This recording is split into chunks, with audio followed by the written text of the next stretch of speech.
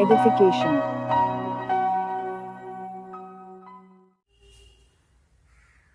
Good morning students. आज मैं आप लोगों के लिए एक नया लेसन लेकर आया हूं। आज से हम लोग बेसिक इंग्लिश ग्रामर को पढ़ेंगे। यानी इससे जो है कोई भी वैसे स्टूडेंट्स जो इंग्लिश ग्रामर की शुरुआत करना चाहते हैं और खासकर वे स्टूडेंट्स जो मैट्रिक एग्जाम दे चुके हैं और घरों पर बैठे हुए हैं, उन्हें यह समझ में नहीं आ रहा है कि अभी हम अपना जो समय है उसका उपयोग कैसे करेंगे। तो आज से मैं आप लोगों के लिए कंटिन्यू इंग्लिश ग्रामर को लेकर आया हूं और जो है उसके साथ साथ मैं आप लोगों को इस पर एक्सरसाइज भी दूंगा। इसमें पीडीएफ अपलोड कर दूंगा जिससे आप एक्सरसाइज कर सकते हैं और फिर दूसरे दिन जो है हम उसको सॉल्व करा देंगे वीडियो के माध्यम से ही। तो इससे जो है आप अगर कंटिन्यू रहते हैं तो इससे आपको आगे की पढ़ाई में काफी मदद मिलेगा। तो फर्स्ट अगर हम बात करें तो किसी लैंग्वेज में तो क्या होता है कि हम सबसे पहले कुछ बोलते हैं। तो जो हम कुछ बोलते हैं वो क्या होता है, कुछ ना कुछ वाक्य हम बोलते हैं, वाक्य भी बनाकर बोलते हैं। तो यहाँ पे भी जो है जो वाक्य हम बोलते हैं वो उसके बारे में हम लोगों को जानना है। तो व्हाट इज सेंटेंस, वाक्य क्या है। तो क्या है वाक्य, तो सिंपल वे में ज्यादा कुछ जानना नहीं है, एकदम आसानी से क्या है वाक्य।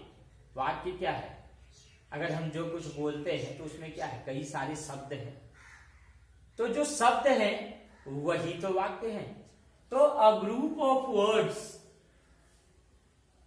शब्दों का एक समूह, which makes a complete sense, शब्दों का एक ऐसा समूह जो एक संपूर्ण अर्थ बताता हो, वह वाक्य कहलाता है। तब हम जाने कि सिंपल वे में क्या है कि शब्दों का समूह हो और एक अर्थ देता हो तो क्या करते हैं, हम उसे सेंटेंस कहते हैं। एक सेंटेंस का फॉर्मेशन हो जाता है। अब सेंटेंस की बात करें तो यह बेसिकली दो पार्ट का होता है। इसे दो पार्ट में डिवाइड किया जाता है। एक हमारा होता है सब्जेक्ट और दूसरा होता है प्रेडिकेट। तो अब यहाँ सब्जेक्ट और प्रेडिकेट है क्या, कैसे पहचानेंगे।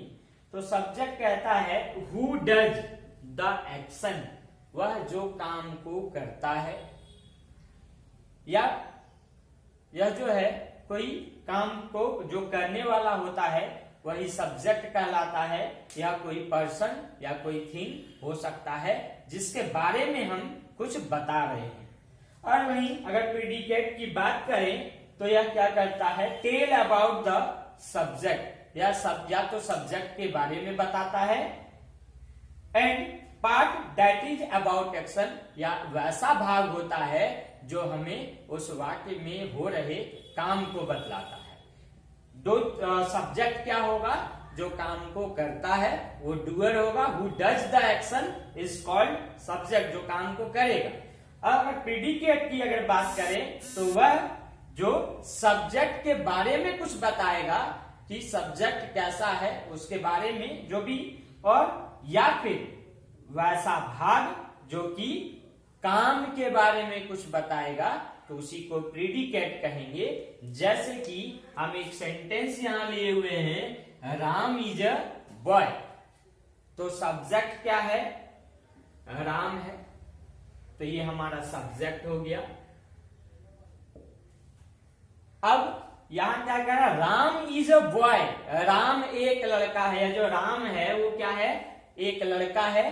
तो यानी ये क्या कर रहा है, उसके बारे में हमें बता रहा है। दूसरे सेंटेंस की बात करें, ही रीड्स इंग्लिश, वह सब्जेक्ट है, वह अंग्रेजी पढ़ता है। वह तो अंग्रेजी कौन पढ़ता है, वह, तो ये हमारा सब्जेक्ट हो गया या काम को करने वाला है। रीड्स इंग्लिश, वह क्या करता है, रीड्स इंग्लिश, अंग्रेजी पढ़ता है। तो यहाँ पे हम बात करें तो यह क्या कर रहा है, यह पार्ट काम के बारे में बतला रहा है और यह पार्ट जो है वो सब्जेक्ट के बारे में बतला रहा है। तो जरूरी नहीं है कि एक ही सब्जेक्ट या एक ही टाइप का प्रेडिकेट होगा, अलग अलग सेंटेंस में अलग अलग सब्जेक्ट या एक से अधिक भी सब्जेक्ट होंगे। हम लोग देखें, speech is that medium, speech वह माध्यम है by which anyone can express his feelings and emotion, जिसके द्वारा एनीवन कैन एक्सप्रेस, कोई भी व्यक्त कर सकता है, कोई भी जाहिर कर सकता है, हिज फीलिंग, वह कैसा महसूस कर रहा है, एंड इमोशन, उसके मन के भाव कैसे हैं, यानी वह कैसा महसूस कर रहा है,